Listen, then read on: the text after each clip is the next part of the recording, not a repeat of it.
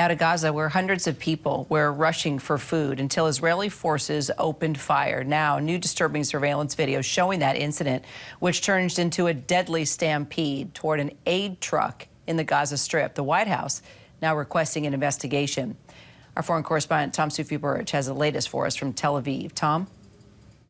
Yeah, Kira, let me take you through in granular detail about the information we have and we don't have. I mean, so the Israeli officials are saying that at 3 a.m.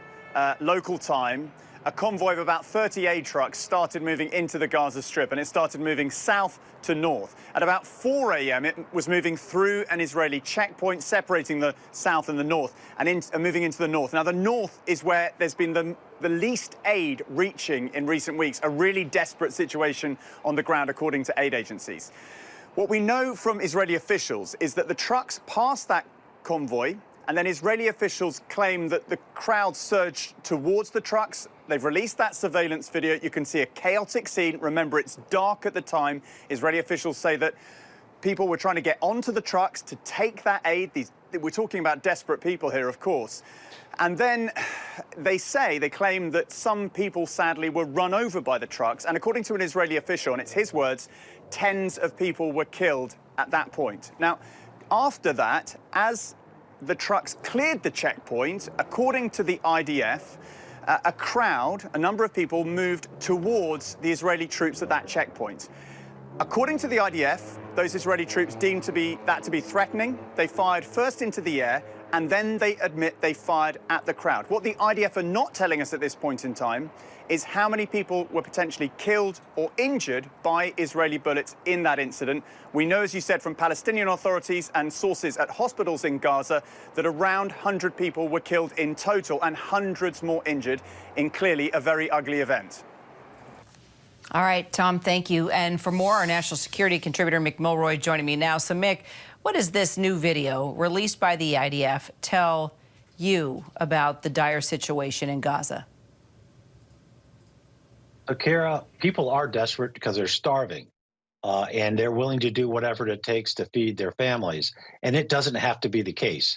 There could be multiple other entry points into Gaza to bring more humanitarian aid where people weren't so desperate, they would stand in order and get this type of food. That could come through the ground crossings. It could come through the maritime route in the sea. But that needs to happen because right now we are on the verge of starvation.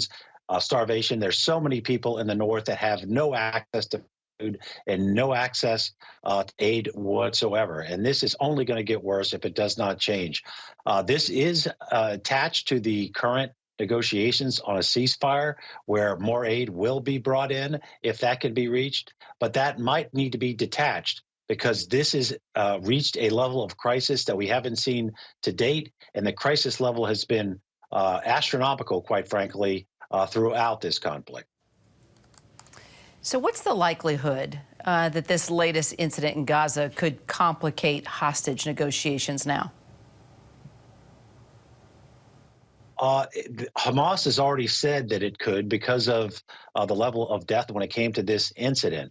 Hopefully it will not, because it will only compound the issues when it comes to civilians, innocent civilians in Gaza, getting access to food, clean water, and medicine that they need to survive, quite frankly. So hopefully it will not take it offline because this needs to happen, and it needs to happen quickly, both for the sake of the civilian population in Gaza and to the hostages who I think we all know are not held in good conditions right now, and it's probably deteriorating for them as well. So hopefully that can happen. There needs to be a ceasefire.